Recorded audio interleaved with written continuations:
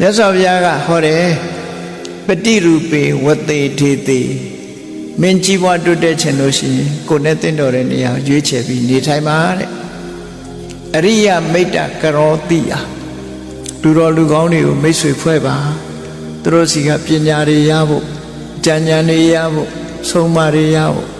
သူတို့နဲ့ပေါင်းစပ်ပါတမ္မာပဏိတိတမ္ပန္နောကိုပြင်မာအကောင်းဆုံးဖြစ်အောင်ပြင်မာလို့ဆိုပုပ္ပိပုံညကတောနရောအတိတ်ဘဝလည်းကုသိုလ်ကောင်းတွေလုပ်ခဲ့တယ်ဟောဒီ14ပါးလက်ပတ်သွားပြီဆိုလို့ရှိရင်တဏ္ဍဉ္ဉံယတောဂိတ္တိဒုက္ခင်စေတံဒေဝတတိအောင်မြင်ကြီးပွားမှုတွေအကုန်လုံးပစ္စည်းဥစ္စာတွေလည်းသူစီရောက်လာမှာပဲစားစရာတွေလည်းသူစီရောက်လာမှာပဲကြော်စောမှုတွေလည်းသူစီရောက်လာအောင်မြင်ကြီးပွားမှုချမ်းသာဒုက္ခတွေအားလုံးသူစီကိုရောက်လာလိမ့်မယ်လို့မြတ်စွာဘုရားဒီလိုဟောတာနော်အောင်မြင်ကြီးပွား14ပါးဆိုတာဒီလေးကိုဆိုလို့တယ်ပေါ့အဲ့ဒါကိုယ်တဏ္ဍာမှာရှိအောင်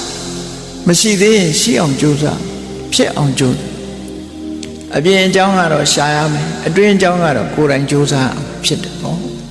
အရေးကြီးဆုံးကတော့အတ္တသမပဏိတိဟာအရေးကြီးဆုံးပဲကိုမြင့်တင်ပေးဖို့လိုအပ်တယ်တတ္ထာတရားမရှိသေးဘူးဆိုရင်တရားတရားရှိလောက်သီလမရှိသေးဘူးဆိုရင်သီလရှိရမယ်စာကတုဒ္ဒမရှိသေးဘူးဆိုရင်တုဒ္ဒရှိအောင်ကြိုးစားစာကမရှိသေးဘူးဆိုရင်စာကရှိအောင်ကြိုးစားပညာမရှိသေးဘူးဆိုပညာဆိုလိုတာပညာလောကီနဲ့ပတ်သက်လာလို့ရှိရင်ပစ္စည်းဥစ္စာတွေမရရအောင်ကြိုးစားအထောက်အမယ်လုံလဝိရိယစိုက်ရမယ်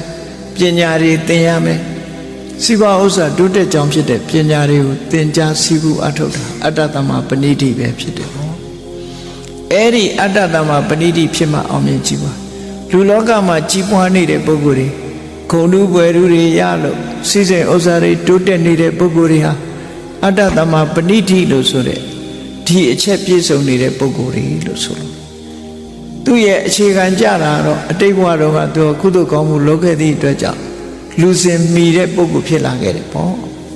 အဲ့ဒါကတော့အရေးကြီးဆုံးသို့တော့လူစင်မီုံနဲ့ဖြစ်သလားဆိုမရှိဘူးမဖြစ်ဘူးအဓိကဘာတော့အတ္တသမပဏိ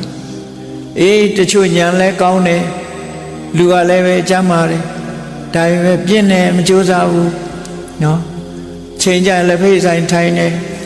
ချိန်ဖြုံးတယ်စီးပွားရှာမှပြင်းတယ်အလုံးလုံးမှပြင်းတယ်ဘယ်တော့မှမကြည်ပါဘူးလေနော်ကြည်ပွားတိုးတက်မှုဆိုတာမရနိုင်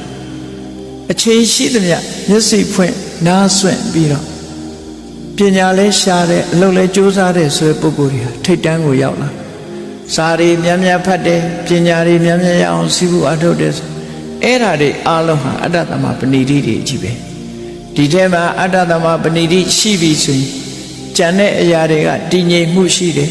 အတ္တသမပဏိတိကတော့အမြဲတမ်းလှုပ်ရှားနေရမယ့်အရာပဲဖြစ်တယ်ပေါ့သူလှုပ်ရှားမှကျန်တာတွေကအသက်ဝင်လာ